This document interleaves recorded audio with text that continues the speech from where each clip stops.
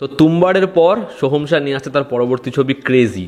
Crazy teaser নিয়ে আমরা আজকের ভিডিওতে কথা বলবো। তবে এই টিজারে আমরা একটা গান শুনতে পাচ্ছি, অভিমন্যু চক্রভিউ মে ফাঁস গয়া রে তু। এটা কোন ছবির গান জানো?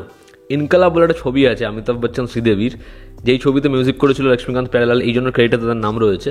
কাদের খান ছিল ছবিতে। ছবিটার এন্ডিংটা খালি দেখো, হ্যাঁ মানে একদম আনএক্সপেক্টেড, ভীষণ ভালো ছবি। না দেখে থাকলে অবশ্যই দেখো, একটা পলিটিক্যাল ছবি, বেশ ভালো লাগবে। তো সোহম শাহ আমার মনে হয় সে যেভাবে তুম্বার ছবিটা প্রডিউস করেছে, যেরকমভাবে ছবিটাকে গাইড করেছে, এত বাধা বিপত্তি পেরিয়ে ছবিটা রিলিজ করলো, রিকভার করলো। এবং তুম্বারের মতো ছবি না, এমন একটা ছবি যেটা একটা রেভলিউশন, সেটা একটা মানে মাইল ফলক। তারপর এত বছর পর তার ছবি আসছে, 28 তারিখ ছবিটা আসবে, কিন্তু এই ছবিটা নিয়ে কোনো হাউচেও নেই। এই টিজারটা এত ব্যাপক একটা টিজার, বাট এটা নিয়ে সেরকমভাবে কেউ কথাই বলছে না। আমি টিজারটা দেখলাম, আমার হেভি লাগলো।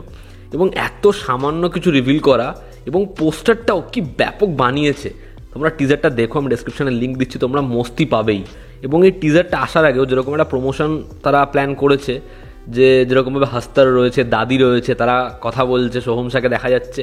মানে ওই যে তুম্বারের অডিয়েন্সটাকে চাইছে আবার যাতে সিনেমা হলে আসুক।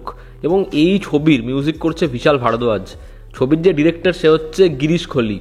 সে এর আগে যে কটা ছবির লিখেছে, ছবির রাইটার, ছবিগুলোর নাম খালি শোনো। মম লিখেছে সে, হিট দ্য ফার্স্ট কেস তার লেখা, তারপরে হচ্ছে কেসারি, সেই ছবিটা তার লেখা।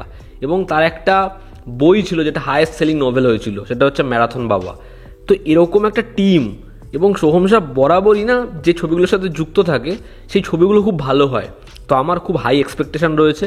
এই টিজারটা যেরকমভাবে শুরু হচ্ছে, যে সোহম শাহকে যারা ফোন আসছে, এবং সে এমন একটা জায়গায় রয়েছে যেখান থেকে সে বেরোতে পারবে না, সে চক্রভিউতে আটকে রয়েছে।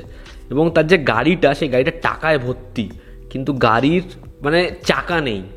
এবার সে ওই চক্রভিউ থেকে কীরকমভাবে বেরোবে, কিন্তু সে নিজের বুদ্ধি খাটিয়ে সেখান থেকে বেরোতে পারবে না। তার কলের ওপারে রয়েছে টিনু আনন্দের ক্যারেক্টার, যে তাকে বলছে যে তুমি যেভাবেই হোক এখান থেকে বেরোতে পারবে না, তাই নিজের মাথায় জোর দিও না। এবং সে বলছে, সোহম শাহর ক্যারেক্টারটা বলছে, সে একজন ডাক্তার। আমরা সেই কলের মধ্যেই বুঝতে পারি যে আমি তোমার গলা চিনে নিয়েছি, তুমি কে।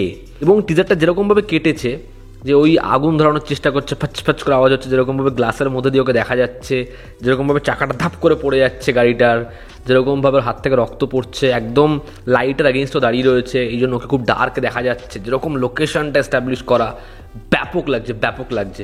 নোটগুলো ফরফর করে উঠছে, যেরকমভাবে সাউন্ডটাকে প্যাচ করা, হেভি লেগেছে। এবং এই গানটা এত অদ্ভুত গান, এবং এটার সাথে যেভাবে ব্লেন্ড হয়েছে, হেভি লাগছে। অভিমন্যু চক্রভিউ মে ফাঁস গয়া রে তু, আমার হেভি লেগেছে।